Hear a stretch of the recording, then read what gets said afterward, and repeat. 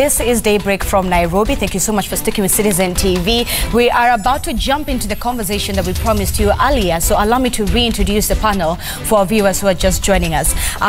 Sitting closer to me, I have Angela Ndambuki. She is an IP lawyer. On my other side, I have Eko Dida. He is an artist with great children, I must say.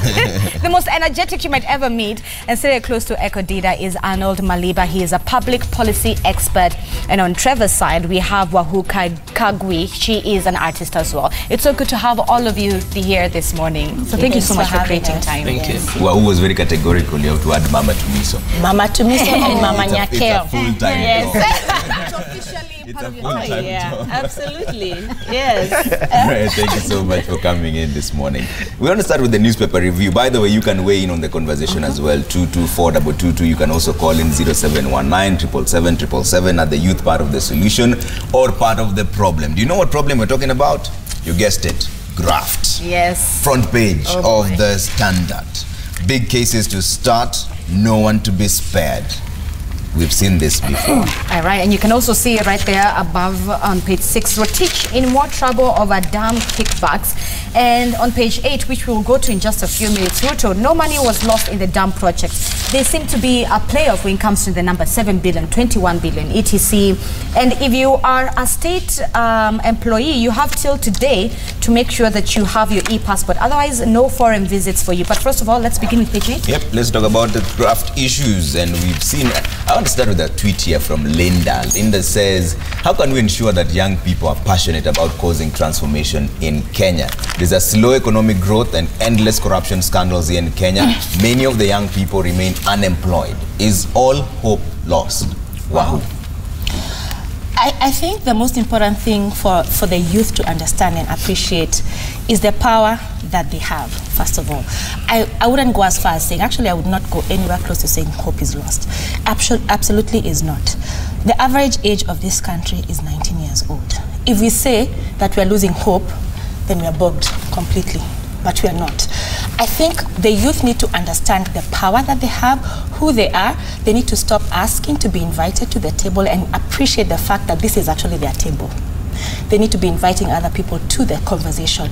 It starts with self-realization. Who am I? What is my position? What is my authority? And it's about time that we stood up and realized, hey, the government is not my boss. The government works for me.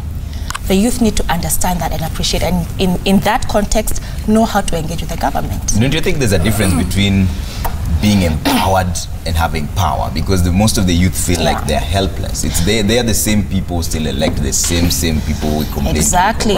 So this is the issue. They don't believe that they have that power to change it. But that's the same question I'm going to ask. You know, we go to elections whenever we go to elections, who votes these people in? It's 70% of this country.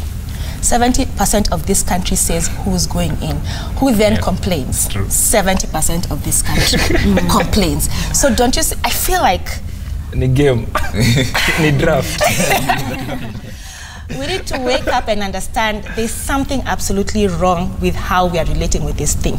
If people are not able to deliver, it's not a conversation. We're not supposed to be begging people to do their job. We're supposed to be saying deliver or bounce. It's pretty straightforward. I'd love to hear also from Eko, because you get to interact a lot with young people. Just on the same question, do you feel, when you talk to young people, do you get a sense that they have hope in their future here in Kenya, or for them they just feel like, you know what, this is it, we've come to accept what the country is? Sasa wengi acha niseme wase wengi wana accept situation venye iko, yani wanaona tupia tu mkono. Hata I think wengi wamefika mahali wamo acha to kill time, tuone venye kutaenda. To be honest, hiyo ndio talk kwa ground. Ku kill time. Yeah, to kill two time. Yani kwenda venye kutaenda. Kukiwa na rave tuende rave. Unajua so kuna mshahara, kuna hope au so wanaweza vote you out, nothing. Kwa sababu mostly people don't, civic education haifanywi sana Kenya. Apparently I think probably politicians love it that way. Ndio the wrong people are back to power always. But those same young people kwa mtaa, they don't feel like they need to do something instead of just saying they feel like they need to. They feel like they need to, but I think tukifanya civic education sana, kuna venye watu watakuwa enlightened, minds zita change. Like mtu anakaa chini anze kujiuliza, mimi ndio because I play PS a lot. For those who play PS, najua na like it. Ukicheza PlayStation, hii ni better example naweza peana. Watu uchuja players wenye wanawauza. Like mtu atashinda Lukaku unaniuza sub. Like you don't even think twice. This is just a game, it's a PS. But the fact that Lukaku is not performing, unamtoa. Na ni game, si ati ni wewe unacheza, si ati ni game ni wewe unacheza, si ati ni kompi najicheza. But unaona kama umse perform. But he has the qualities to perform, but he doesn't perform in the PS, so you remove him. The same thing. Why don't we apply the same when it comes to politics? Like rotate the same guys. I think just because of two things mainly, which I think ndio kadi inatumia sana na politicians apparently, kwa sababu wanatumia one, religion. Giving ngati sikuza kuvote, huyo anaweza kuwa ameokoka, huyo anaweza kuwa mtu wa Mungu. You don't even think ngoja anaweza kuwa mtu wa Mungu, lakini fact that mtu wa Mungu imaanishi ni number 1 kwa athletics, right? So you don't just put him there atukimbilie Kenya, represent Kenya. Because huyu ameokoka, huyu anaweza kuwa anakimbia. Inakuwa this is athletics, so this is football. We take you for your merits. The last time you scored at Kumbuki, so we won't bring you in. You get it? Hata kama umeokoka. The second thing ni kadi ya pili unacheza ni other than religion ni tribe. Yeah, we just think oh ni mtu wetu. You get it? So people think, what wanna think straight on the fikiria hata civic education is afanywa to some extent, but at the end of the day these people are probably hata ni campus graduates, si ati ni mtu tu wa mtaa, ni graduate, lakini ikikuja ni tribe yangu anapiga hesabu anasema acha nirudi tu kwa kadi tribe yangu. At the end of the day, so we end up rotating the same people. All right, Angela, before I come to you, Arnold, what do you think? Is there light at the end of the tunnel in the fight against graft? You've seen some of them being arraigned and the governor's been questioned here and there, but the tough-talking president maintains his stance after having said munataka nifanye nini. Now he's saying that we'll make sure that people are taken in. But is this just a facade? What do you make of it? Well, first of all, I think we begin with addressing Linda's question. If there's hope, it's important to actually mention that hope is not a strategy. So when we talk about hope, we really are getting into conjecture. We need to be very structured and very organized. Two, there's nothing new the president is saying. When you hear the deputy president say that it wasn't 21 billion, it's only 7 billion, that is a script we have seen before. If you remember NYS 1, we were told it's not that much money, it's only 700 million, it's not that much. And then there was the denial. So when the DCI is doing the investigation and somebody who is not an investigator comes out and says no money was lost, you want to ask under what premise he is doing that. As in, you go to hospital and you are telling the doctor, I know I am not sick of malaria, tafuta kitu ingine, and you've gone to hospital to seek that. And you're talking about the president. I don't want to take the president serious because he has proved that he should not be taken serious. The president is a joker par excellence. He has said when he gives young people jobs, they steal. Yet we know all those names that are being read. There is no young person in those guys. All those people that are showing up are his age mates. I think the worst mistake we did was to call these 50-year-olds youth. And they, you know, when they came to power, they came on the analog versus digital. You know, there's no difference in the way Raila thinks and the way Uhuru does his business. So he could walk around in jeans, posts like a guy who is progressive, but he's not any different. So I don't think we really need to take the president serious. But one thing that is happening and all of us need to be happy about should be the referendum that they are talking about. It's very, very good to happen. Because at this particular time, even as we speak here, they don't take us serious. But even the question has not been drafted. Well, we do not care about the question. We have got the answer. And the answer is no. Whatever question they will bring, we will actually come out and say no.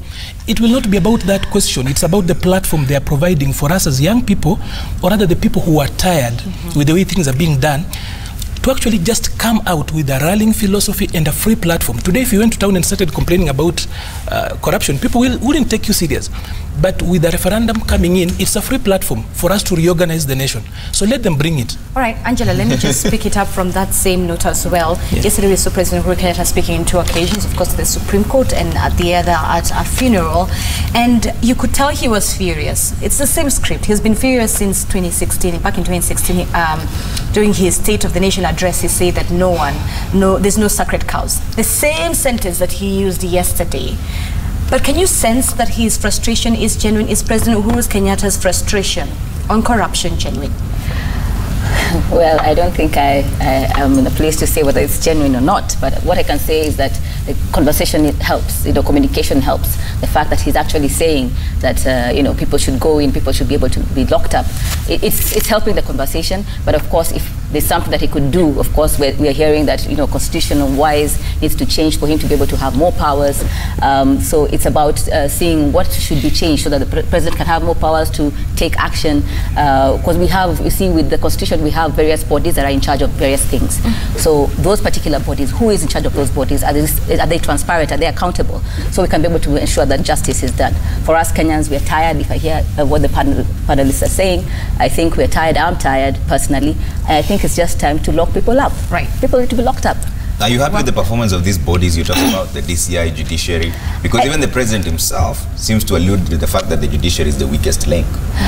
So Yes, is it time that we restructure the entire system? Being a lawyer, I don't think I can. That's the reason why I went to the judiciary, because I knew you have insights. But I think the judiciary is playing its role, and sometimes it can be a complicated issue, and you can see, Maraga's trying to explain himself and what happens there. And of course, within the judiciary, we know that there are people, of course, there who are also, doing funny business, and it's about time that also those particular people are able to be put to account, made accountable to their actions.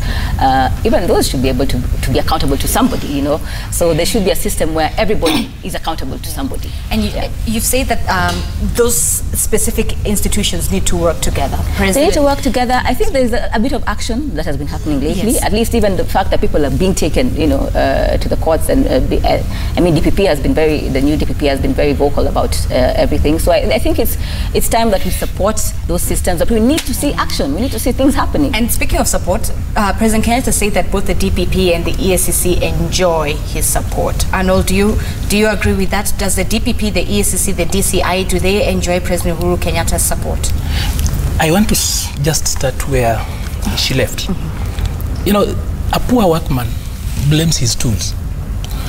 To say that the judiciary is the weakest link is honestly dishonest, because we know too well who promised to revisit the judiciary.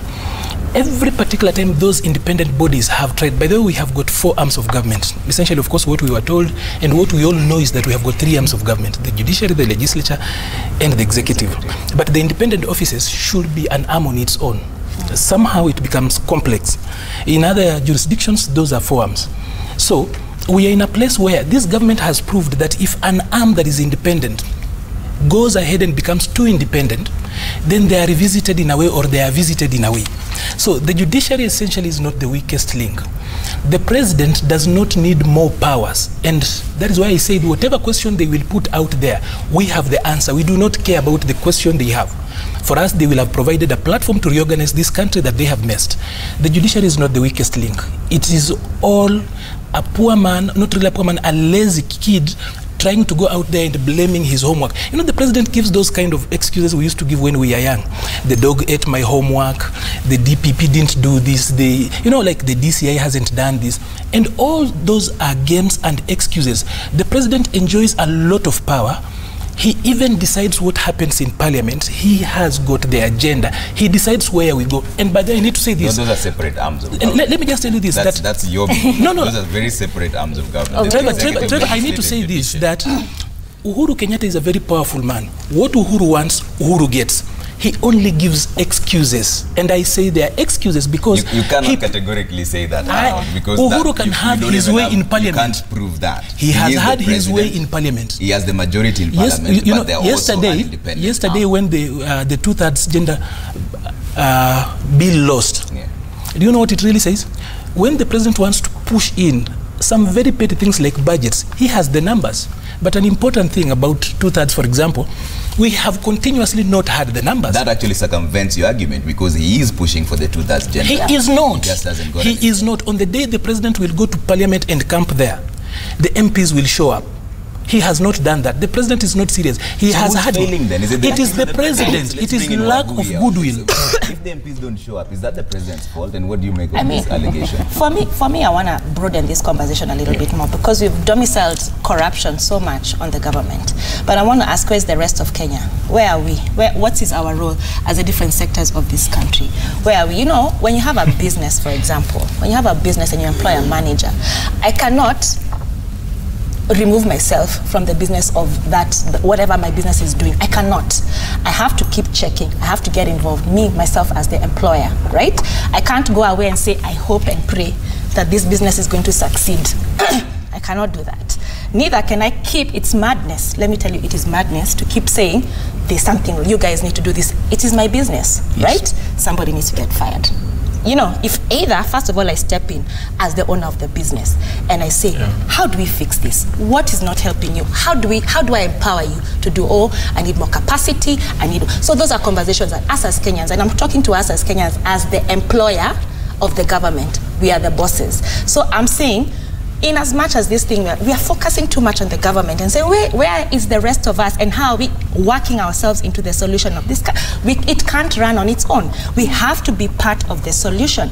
And I'm calling on everybody, because let me tell you something, if we don't get involved, those cute kids of yours, will have such a problem. They will walk into a Kenya 20 years from now and say, what is going on? And where were our parents when they could have fixed ABCD? I agree with you. There's some people just need to get fired. If you're not delivering, you just need to step aside. And it should not be a discussion. We should not over-discuss something. I think tunaweza add kwa story. I agree with both of you. Like from Kesia Wahu, I think as a country where we fail is most of us tunapenda supervision. Like hii kitu ni kitu tulikuwa tunafanya shule tukakuja nao hadi kwa real life. Like 844 system. Like kama hakuna mwalimu tunapiga tu kelele. You get it? Reality ni unafaa kuna revise na unajua ulikuja shule kufanya nini. Kama kuna coaches sitakuwa serious na ball na ngoja coach akuje so that I need to see a supervisor. Traffic lights lazima nione karao ndio niobey traffic lights. Like hata mwananchi lazima aone karao ndio avae safety belt. We just need supervision 24/7. Which is we have to stand. Sisi wenyewe tuamue, let's own up to our mistakes. Corruption na sisi. Then second, na support what Maliba anasema. It's very important for a house to stand. The head of the house, who's the father, needs to step up na decision serious na make sure kama mtu amekosea anapanishiwa pap ndio mwingine aone. Maliba, I hear where you're also coming from. At the end of the day, he's the president of Kenya. He's always responsible of hiring and firing. He's always responsible for reshuffling. You see, if someone doesn't do good, he's given an ambassadorial position. And that goes to question President Uhuru Kenyatta's sincerity when it comes to fighting corruption. But my question is, when does he stop talking, and when will we see action? Well, first of all, we have to agree that this is a bed we made, and we are for completing this journey. We will have to complete this journey with these two guys. Well, now there are three of them, plus the third principal. You see, the Jubilee government came into power largely riding on PR. And what is out of PR is sustained by PR. If you realize that the numbers we've been putting out there about the GDP, it's grown very fast, but you realize there's no cash flow. We have faked numbers, but we cannot fake cash flow. Unfortunately, that is one of those things. That Jubilee has been so big on Instagram, let me say on Instagram, but if you went with Jubilee to Java, they are not able to buy you coffee, a simple cup of coffee. That is how bad it is. And the president, for example, you know why I actually say that the president has got all the power and he does nothing? What power does the president need to sack misbehaving CSS? What constitutional change does he need to do that? Right. He doesn't need any power. He brought these people, some of them he picked them from dens of crime, criminals of note that we know. He brought them here. Then he says that his hands are tied. When the president wants to do these things, and you realize that the president really is not serious, unless there's something more that the president doesn't tell us. And any particular time you hear him speak, he sounded very annoyed when NYS1 happened. NYS2 came and happened. Now we no longer talk about millions getting lost. Our scandals are in billions. If you hear anybody who has stolen millions, he looks like a chicken thief. And the president is doing nothing. He's walking around just strutting. But the president has now become like a slave queen, just strutting in the vineyard of public service, doing nothing, just floss, no substance. And we need to come out and call him out. We really need to call out the president for who he is. When the president says that he does not have power to take action, yet he's ever hiring people. The other day he told us that he would rather bring in Mudi Awori than hire some of us. Yet we know all the list of the guys who are in court. There could only be probably 1% out of their 100% who are taking billions. I have to accept what Wahu and Echo are saying, that we as young people are to blame because we voted for these people. By the way, to put figures very right, is that 67% of Kenya, or rather the population in this country, was born in the last 24 years. 67% of the population of this country was born in the last 24 years. About 73% are 35 years and below. So literally we are the people of this country, but we are continuously behaving like the children of this country. It's time we actually stood up and just called up. And even the leaders we've elected, the younger people who've gone to parliament, to the Senate, to the county assemblies. County assemblies, for example, 1,023 MCAs who were elected, out of 1,450 electable MCAs, were people under 35 at the time of their election. Yet our county assembly is any different. They are not. The guys we have taken there are not behaving. They're just political tricksters. Okay. Why we want to jump in on this? I do, because I still want to keep bringing back this thing to where it really, it needs to be broader. You know, sure, we have, you know, all these MCAs and all that, but it's my responsibility as a Kenyan to keep tabs on what this guy is doing. He's representing me at county, right? How am I measuring his progress? How am I measuring it? Am I sitting back and waiting for 5 years to wonder who am I going to vote in the next 5 years? This guy didn't perform. Have I been involved in his governance? Have I been involved in his delivery? You get? So I want to keep saying, sure, it's a two-way thing. We can't keep looking, and until we own up to our end of the thing, we are. I was in a WhatsApp group. Someone shared something. I'm sure we've all seen it. An article in 1968. About the then deputy president Moi saying we are declaring war on Graft. That's 1968. How many years is it now? 50. We are still declaring. You know, we need to. That's what I'm saying. If there's something wrong, we need to start things up a little bit more and look and say, what have I done then? Okay. What have I done? I'll come to you. Hold that thought. Let's bring in Joshua from Murang'a. Joshua is calling in. Joshua, good morning. Morning, Trevor. Yes, go ahead with the comment or question, Joshua. Yes, thank you very much. I would like to, two points. I would like to concur with Wakili. Yes. Honestly, the president of this country is offering as a lip service.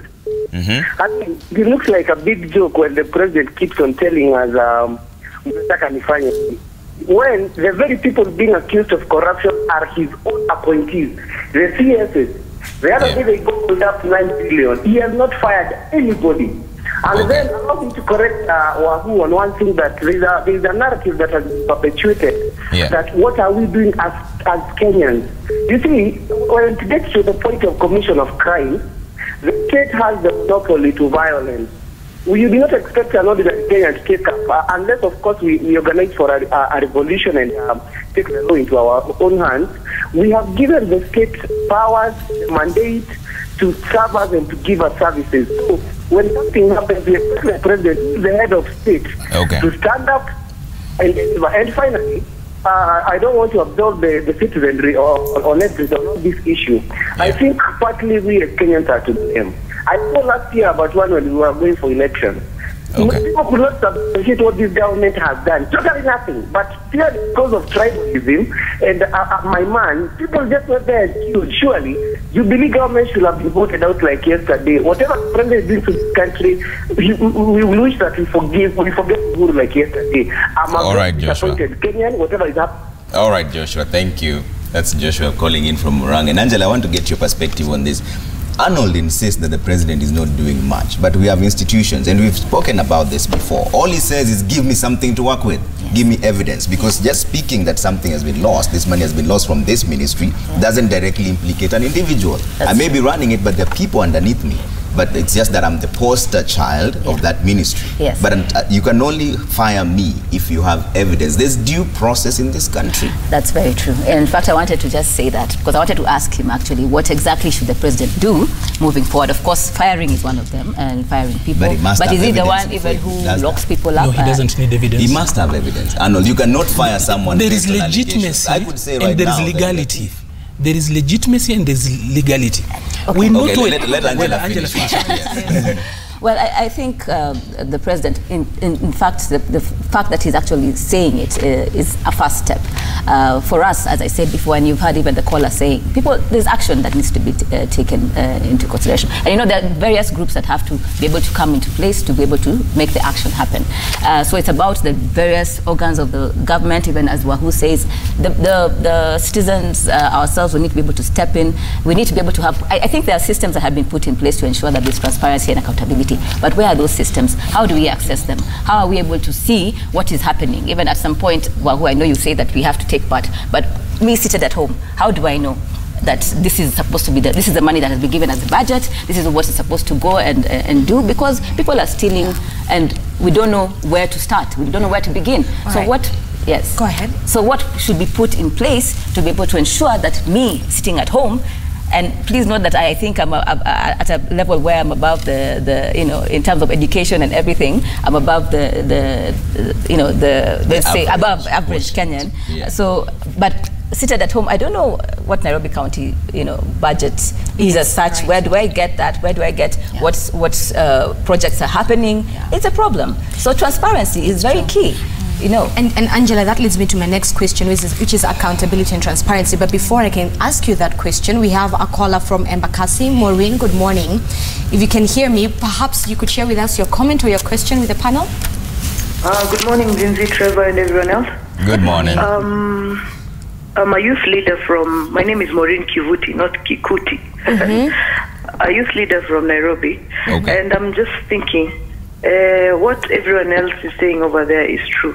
But what normally happens, for instance, when us young guys get into power or we move on to the next step, we forget where we come from. So you find that it's all about, in the layman's language, they call it flossing mawano. You just want to show you have a nice car, you have what not. But we've never come together. Just like Wahu is saying, the problem lies with us. Even as the youth, the only time we are together is when a politician needs us to go and do some maandamano or to do some work for them. And then after the election period, we're just dumped somewhere. So we've never brought out some of these things. Like in my area, there's no bribe. Even if it's my brother who's been caught doing something that is wrong, we deal with it the way it's supposed to be dealt with. Si ati tutaongea na yeye aje ama tutafanya nini, because if we solemnly let it be on the president's side, honestly it won't work, because the president is not leading flocks of animals but us as human beings. All right. So we need to pull our strings together. We need to come together like the way we normally come together on Twitter. I wish we could do that like in real life. Like when you're called to, I'll give you a good example. When we were called to demonstrate about Bobi Wine, I saw some Kenyans walking to the place. But when it comes to demonstrating, when the fuel is hiking, you're told to park cars. No one will park their cars.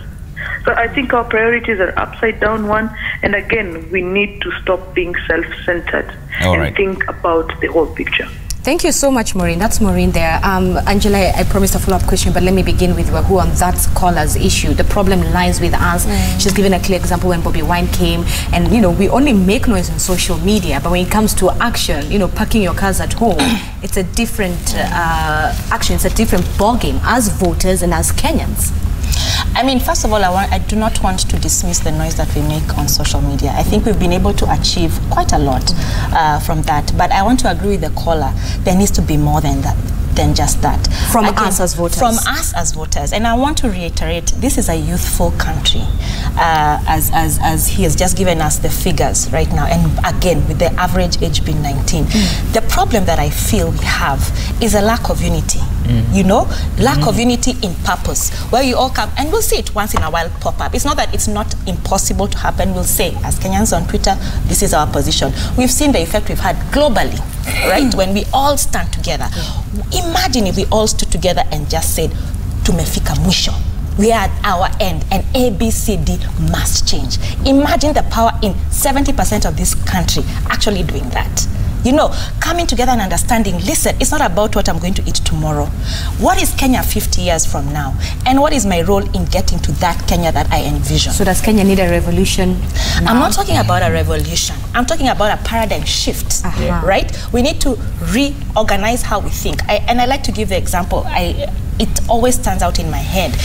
A couple of years back when Larry Madao was still around, right? And there was this clip, I don't know if you guys saw it, there's a guy, a parliamentary guy, a GK car driving on the wrong side of the road because he can, right? And Larry got out of his car and he was like, back up. And the guy you could see first there was back in front. Boniface also not do the same? Boniface was exactly, yes. Exactly. And you know what the guy does when he realizes this guy knew he's not backing off from me? You know what the guy did? He backed up. Because he understood Larry understands who he is.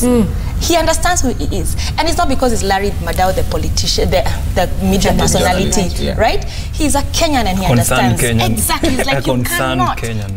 You have no right to do ABCD. When I see people moving on the side of the road to Pitisha Mkubwa, silence. I was even looking at the you know, because I did driving school a long time ago. I'm like, maybe things changed while I was away. You know what I'm saying? So we have to be able. I think on that point, I think our main problem as a country, na hapa ndo penye solution niko, ni we need to employ the right people. Like there's no way nda bring watchman akuja anapika mandazi. Profession yake ni kuchunga gate. Tumemweka ati nyundo.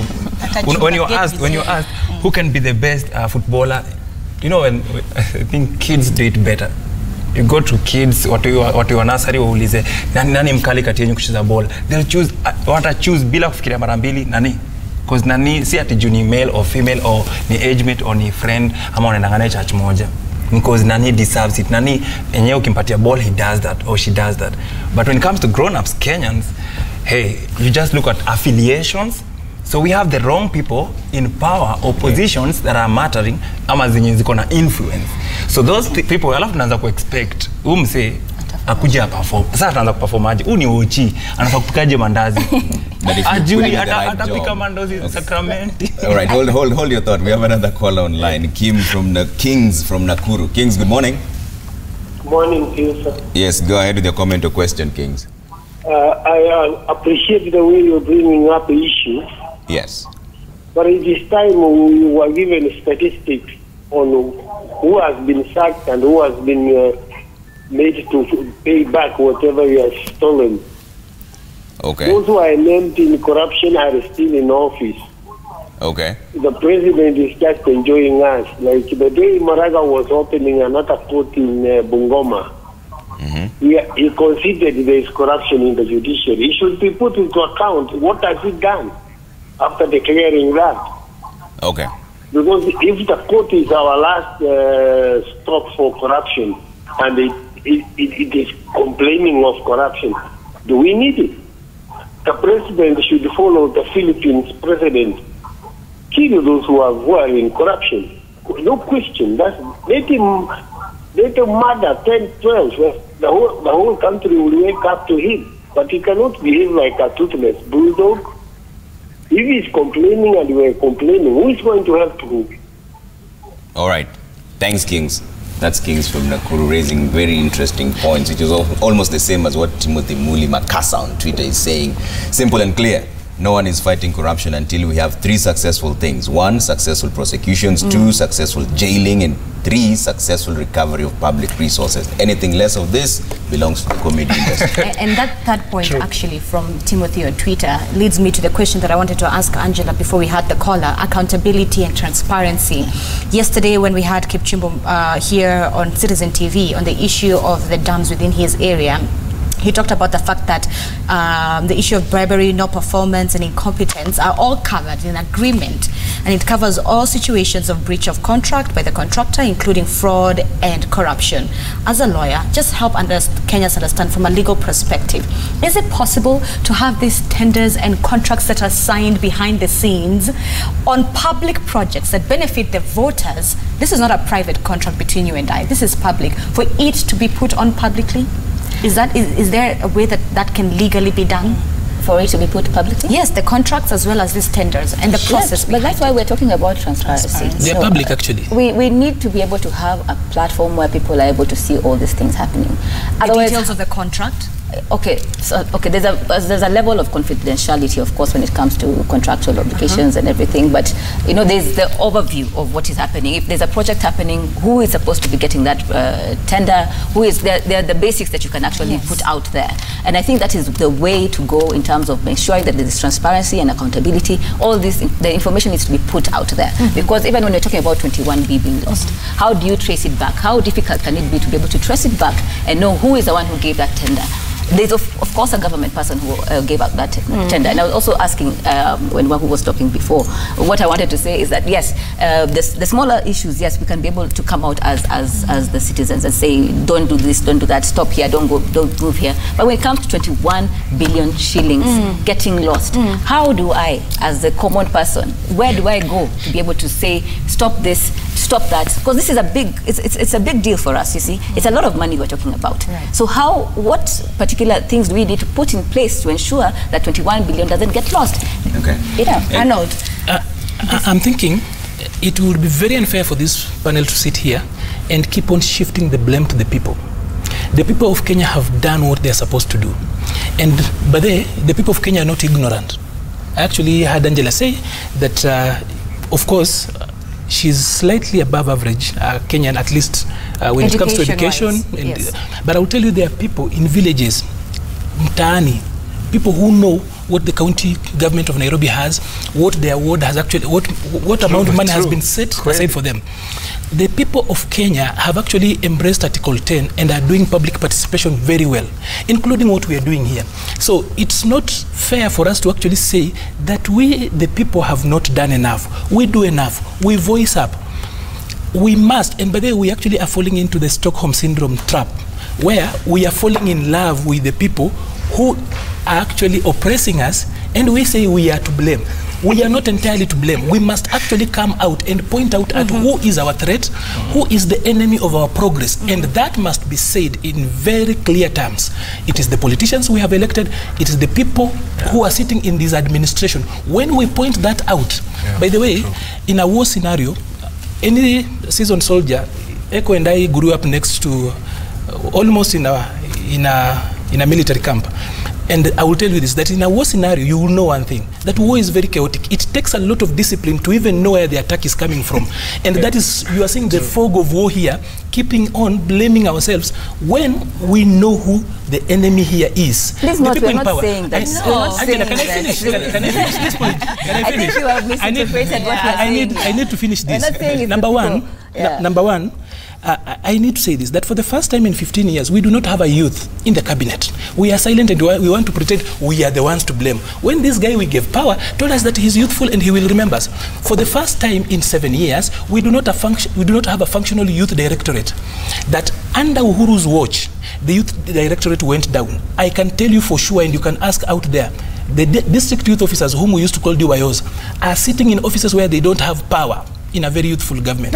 They are sitting in places where they do not have even money to buy a biro. But Arnold, fine. So, where we are, we have the youngest parliament ever in history. We have the Kenya Youth Parliamentary Association, ETC. Who they are on whose call? That is why I will still insist that we need to clear out and say that we have seen our enemy, and he is not us. It is those guys, it is them. Those guys we are talking about.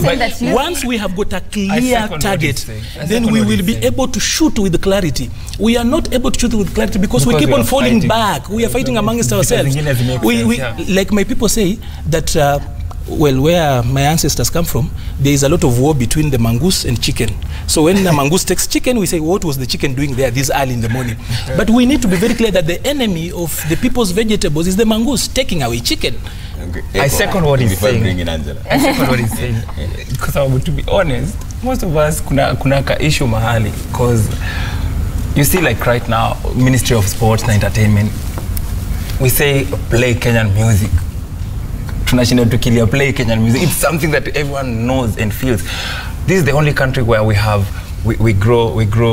Actually, for lack of better explanation or better words, we grow maize and then someone imports maize, and farmers wanna die wakiwa hungry. From Mexico. We have our own music and musicians, dope video directors, dope producers, our audio, na dope artists. And we still import more music from foreign places.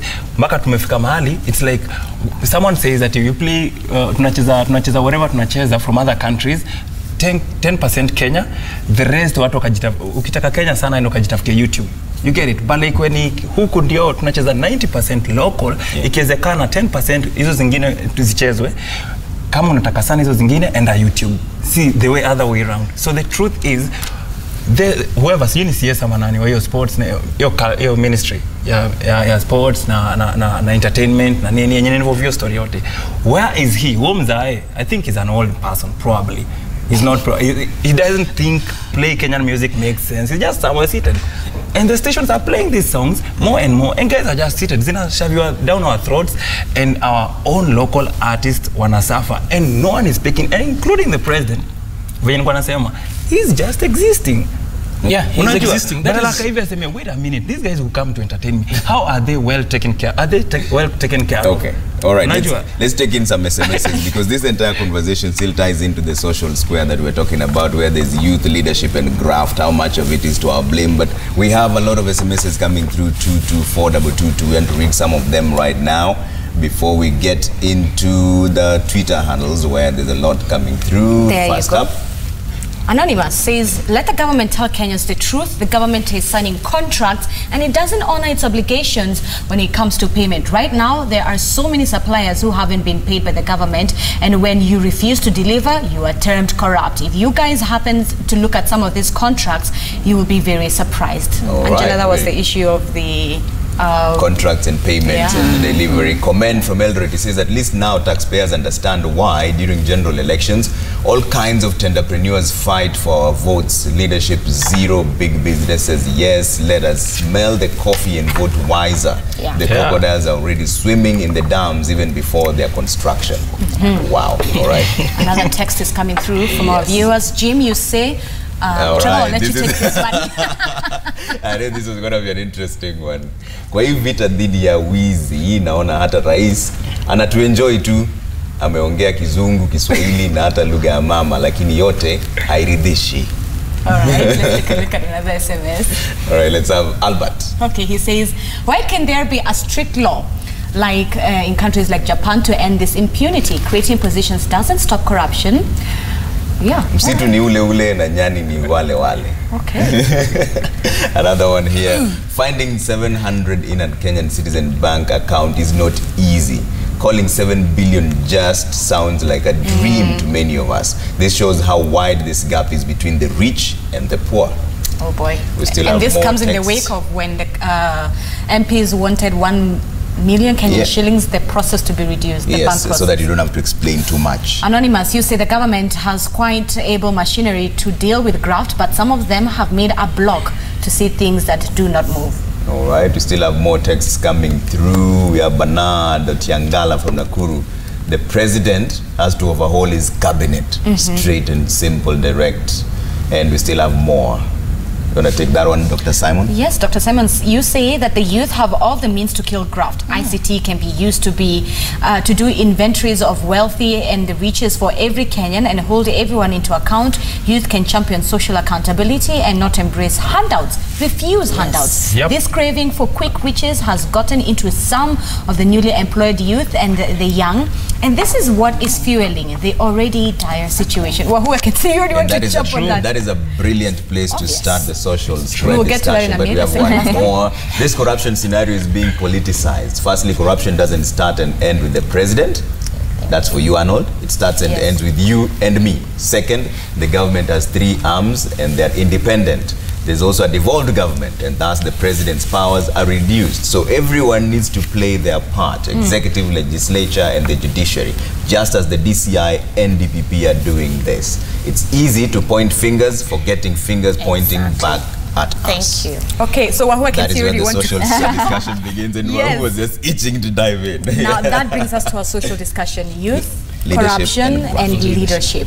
And I want to take it from that SMS that has come in from a viewer, the fact that young people now have this mentality of get rich scheme mentality. Yeah. But if you look again at what's happening in society, everyone is still in billions. You are here with your 700 in your bank account. I mean, or less. Or less.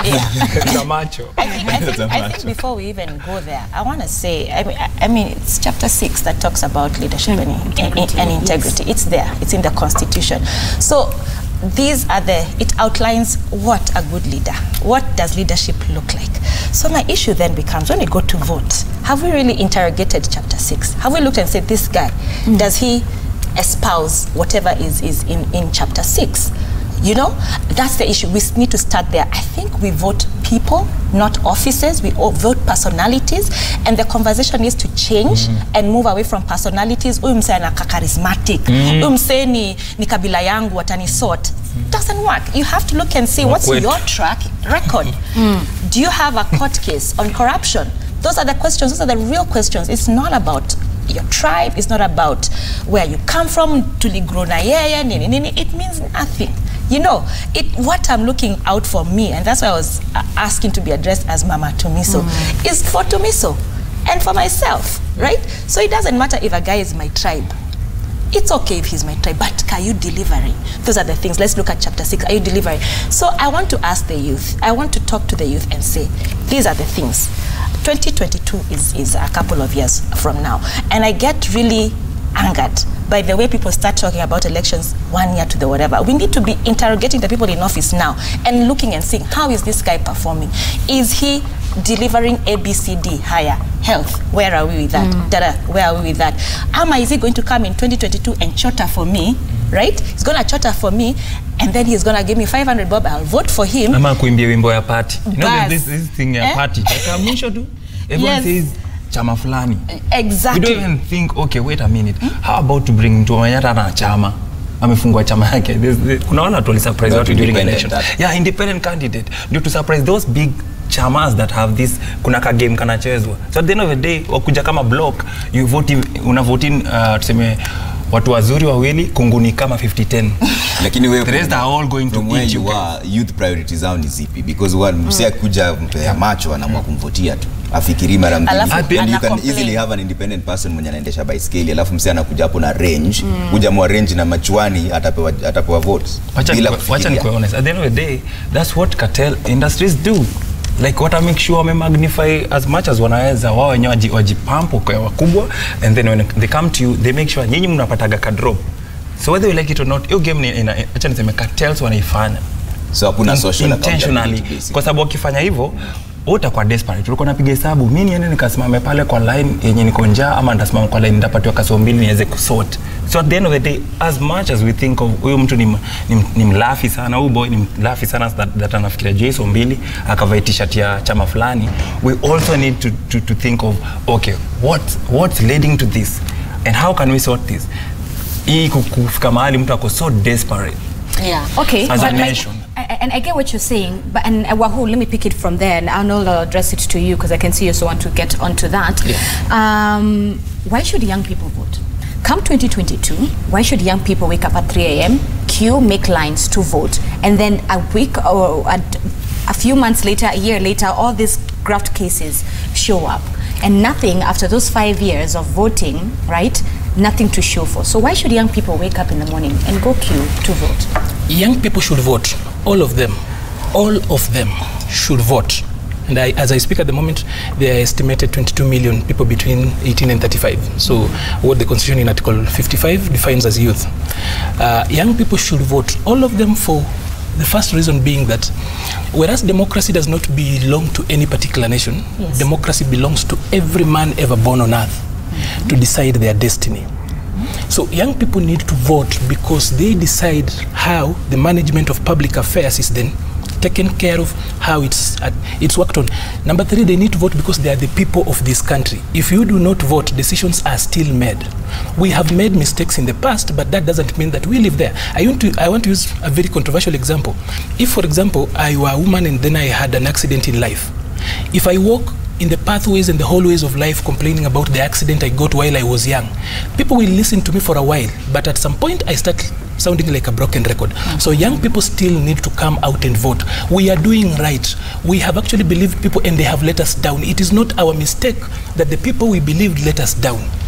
It is their own mistake. They have to be accountable. So when we speak about social accountability, it's true that leadership is a representative of the people. That you are not going to find a crocodile being a leader of cows. And that the people we have elected are the cream. And democracy works like, is so much like milk. The best in milk, which is the cream, comes on top. So the leaders we have, if they are corrupt, means that we might not be corrupt, but we are corruptible. It's an opportunity that perhaps we lack. Because have you realized that when people get to parliament, we change people, and sometimes we have got very high turnover rate in parliament. But when those guys get there, they do not behave differently. So perhaps we also need to look at how we are doing things and improve. And that then comes to how we elect. I hear you, but if truly Kenya and the African continent in general was honest about its voting, democracy, if we were to say that we are a democratic country in a democratic continent, then yes, perhaps voting would be a way of us making the decisions at the ballot. But that's not the case. We have seen issues of rigging. We have seen people who come to parliament and after they've promised amazing things to their voters, 5 years, nothing to show for. You know, the alternative of the ballot is actually the bullet. In our situation, be careful with are the we language. ready? Yeah, that's what I'm actually saying. That's it's national TV. Yes, I know. That's what I'm saying. That's why I'm actually saying that she says that the ballot has not delivered. And that's why I actually wanted to point to her the other alternative. That the alternative to the ballot, then we're talking about anarchy, right? The ballot has not entirely failed. In 2002, we voted in Kibaki and all other people. We know the change that happened. The people in Makueni went to the ballot like the rest of us. And whereas some of us voted for comedy, drama, and all the funerals that we have, our counties look like crime scenes. In fact, if you look at the newspapers, Kenya is officially a crime scene. The ballot has worked in some instances. It still can work. We cannot lose faith in democracy. We cannot lose faith in the constitution that we have. By the way, we do not need even to change the constitution as it is. What we need is simply political goodwill. Okay. And I'll tell you this, that anytime the president has wanted anything done, he doesn't even struggle. Okay. I want to give you an example. A final. I need to make that. Trevor, I need to actually stress that. That is okay. I think at this point, because we've really talked a lot, we need to really narrow down what really needs to be done. What does the president need to do? He needs to fire. We want to see some people being fired, some cabinet secretaries being fired. To that? Yes, hallelujah. What does the judiciary need to do? It needs to ensure that people are prosecuted, people are locked up, people are, like people some action. People are held to account, and not just released on bail.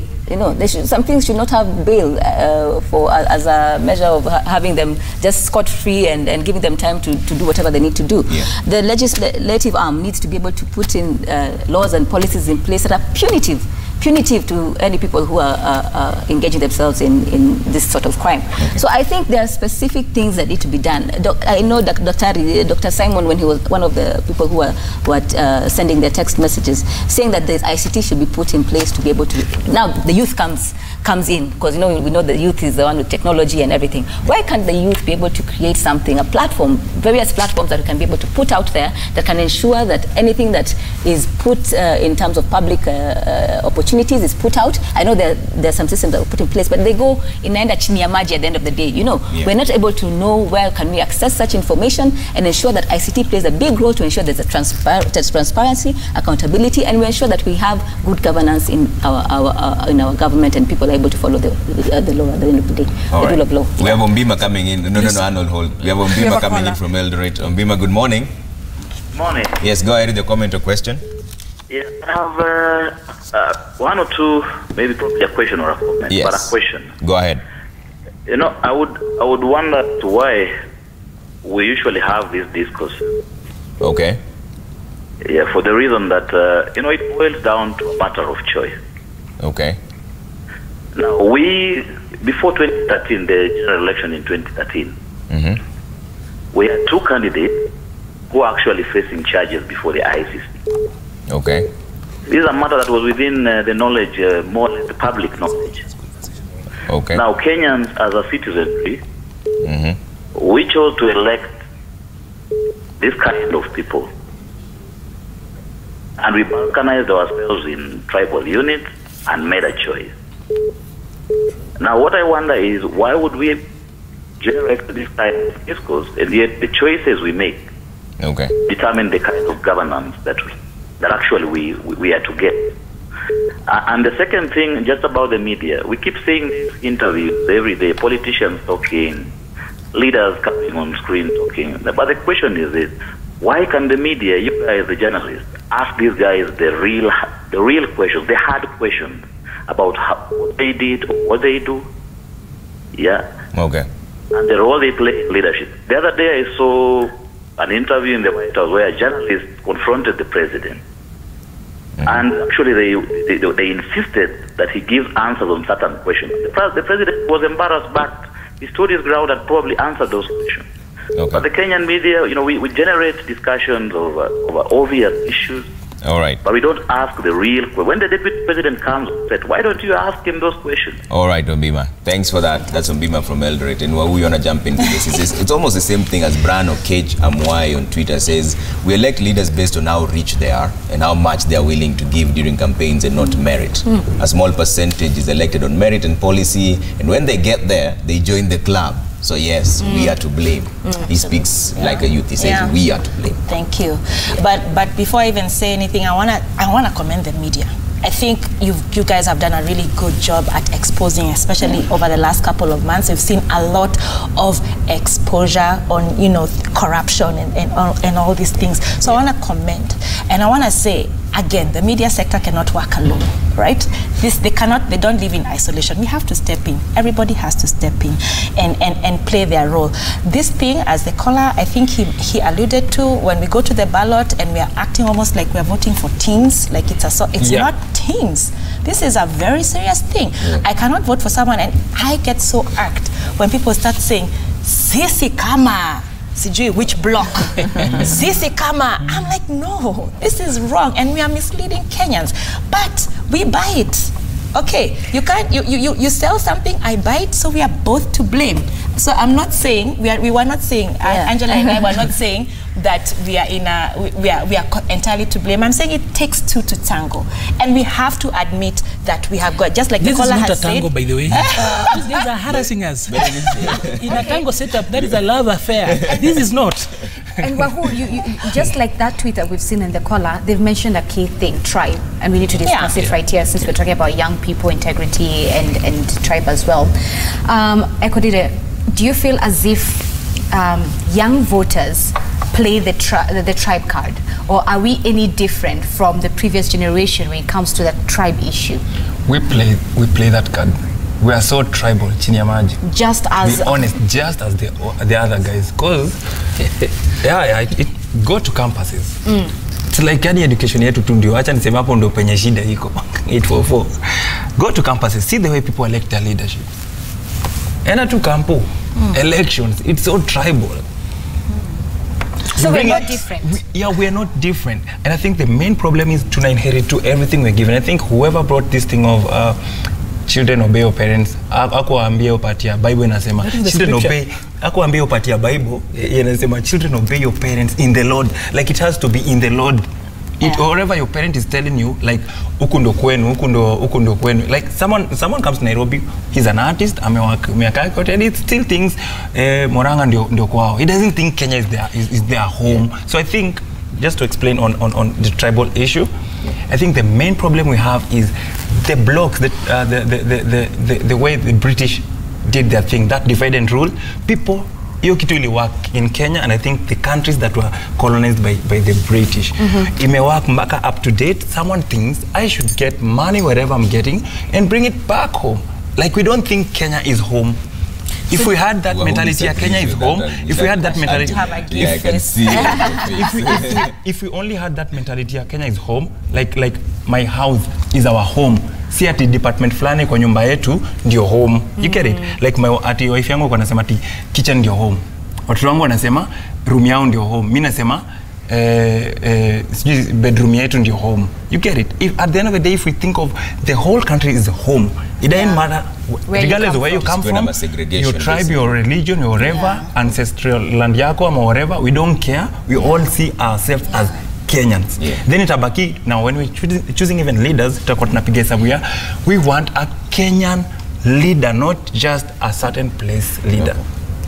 Angela, you have sentiments on this? Because I'm just thinking more in line of Graft, you know, and electing these leaders. Because there are some actually who go in with the intention to actually change things. And change things around. But you're sucked into the system. It's like a system. It's like some form of, even you can say spirit. So I think sometimes that's why we're always praying for the country, you know. So it's like you're going in with the intention to actually make a change, but you find yourself just changing yourself. So our young culture, you know, it's a culture. It's a culture, and I don't know how we'll need to be able to change that culture. I think that is what we need to also start discussing, because if you see, we are glorifying Range Rover Sport. Me, I'm here with my Kavits, I'm feeling, it's not really working for me. You know, I should be able to be comfortable in my Vitz. I should be able to be saying, I don't really need that Range Rover. And there are people, by the way, Angela is marginalizing guys who own Vitz.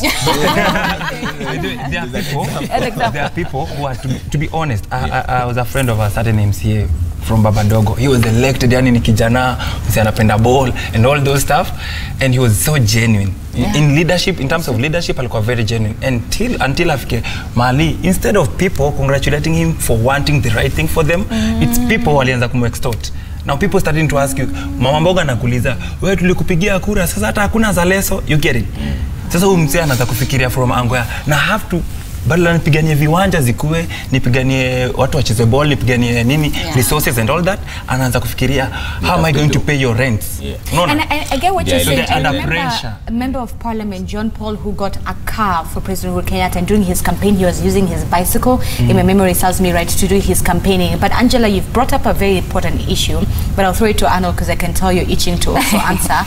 Are the young leaders that we vote in any different, right, from the older leaders? Will they be any different? Do they, I know we say that hope is not a currency, but will they give us hope? I will still insist hope is not a strategy. Fixing a nation needs plan, deliberate plans. The young people we have got a few young leaders who are doing well. Let's not really also say that all of them are not working out properly. But we also have got a lot of them, and especially those we put up there who are not doing so well, and we are not strong enough to call them out. I know Trevor is very concerned about speaking strongly, but I'm concerned about name calling. Yes. I'm okay but a nation is made by blood, sweat, and tears. We have to be very definite, very strong. So when you say, like I said earlier on, that we are not necessarily different from the leadership we have. Democracy is like milk, and the cream comes on top. So it's representative. Even in basic mathematics, when we were talking about representative samples, you have got 10 mangoes and 2 oranges. You are likely to end up with a mango. That having been said, I need to actually bring this debate home. So you're saying most of us are corrupt? No, we are corruptible, not corrupt. There's a difference between being corrupt and being corruptible. So, but I need to bring this home. What does an average Kenyan young person want? An average Kenyan young person has got only 5 needs. He either needs education, he needs access to market, he needs access, you know, like when Ekodida does his music, he needs a market. So he needs access to market. For young people, at the marketplace, there are only 2 things that are sold. Either your skills or goods. For so many young people, we do not produce goods. We only have good services, our energy, our beauty, our elegance. So we will still need a market. So we need education, we need access to information. As much as it sounds cliche, if you play those 5, against how we make our decisions in politics, then you realize where the challenge is. We are nascent and we are just coming up. People take advantage of that to twist us up. And ethnicity is not wrong per se, because we still have got guys who are elected in homogeneous counties who are doing well, like Makueni, for example. Somebody is doing well. Oparanya in Kakamega, he's doing relatively well. Malala is young, but they defined as a youth. And you can do, he could have a big body of an elder, but he actually has got, he's very young. He is doing good work as a senator, right? You will still have... You have to toe the line, Arnold. You have to be very careful. Yes, I will toe the line. But I was just saying, but I need to finalize by saying this, that being youth is not a qualification to leadership. You can still be youth and think like an old man. You can still be a youth and be a thief like any other thief in the street. We are all to blame. That we agree. Final comments really fast. Wahu will start with you. I'm going to say... Arnold has already made his final comment. No, I've not made it. No. We're running out of time. So first of all, I want to say that for us, we have to be very realistic and accept the fact that we have normalized corruption. Corruption has been ingrained into the fiber of our society, and we can see it everywhere. You hear about kids doing class elections and saying, vote for me, I'll give you sweets. What is that? Begins there. What is that? That kid thinks it's normal to do that. Another kid says, you're my friend, I won't punish you, but you did bad, but you're not my friend. What are we, where are we as the parents telling the, and as the institutions and saying, what I'm saying is this, it is inside us. And if we don't wake up to the reality that all of us are to blame, we will never, this thing, our children will pick it up, have panel discussions like this, hand it over to their kids. We have to own up. Everybody, the government owns up to their end. We own up to our end and start sitting together and say, how do we then find a solution? All right. All right, Ekodida? Yeah. I'll say right is right and wrong is wrong, regardless of who does it and when they do it. So as a nation, we just need to draw the line.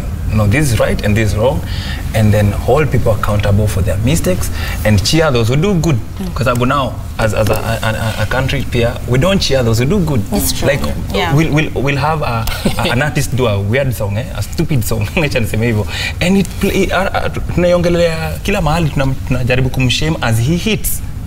Na anapata views and all those and the likes, and he keeps on doing that, and anamekea watu example kwa sababu kuna mwingine atataka kuhit the same way, and then whoever does good music, we don't even talk about him, we shut up. Okay, you get it. A politician does great stuff like Makueni governor, no one is praising him kwa media. Nafaa kuwa hapa sasa anaambiwa big up. Like we should shame wrong and also praise right. And then the last thing I'd say is President anafaa kukuwa tu serious, like strictly serious. Sack guys. Okay. Yeah. Okay. Angela. Well, for me, it's my hope that we can be able to change our culture even. You know, this get-rich-quick mentality needs to stop. I would wish that I would see my governor riding a bicycle to work, just the way we see in the European countries. After they create highways. Exactly. Let's begin there. Yeah. Yes, but Obado cycled the other day. Yes, if that is a matrix to actually use. Yeah, but I think that is a step. You see, if we are starting like now, if the president will just would have encouraged the boy, the person who was actually buying, don't buy the big car, just stay with your bicycle and you'll still be able to win in that bicycle. Then it stops giving that picture that I have to be this rich person to be able to succeed in life. I think that is a first step also in terms of the social space. But also, I think, as we said before, as Kenyans, we need to stay woke, and we need to be able to see what is happening, and we need to be able to have systems in place to ensure that there's transparency, accountability, and good governance in the running, and we need to be able to put our leaders to account, and we need to be able to question what is happening on the ground. The last thing I would say, and I think I've repeated it very many times, we just need people to be locked up. Yeah. People need to be locked up. Okay. Then we'll start seeing some difference in this country. All right. Arnold, one line. I'll just tell the youth of this country that we have done nothing wrong. We believed in the Constitution, we believed in democracy, we elected people, they let us down. But let us not give up. Let us continue lighting those fires online. Let us go the hard way. Let us take the long walk. We are going to win because we are the people of this country, and this country is ours. We are winning this war, by the way. The way we just seated here, the fire you see out there, and you see the media coming out this way, this is how our nation is transformed.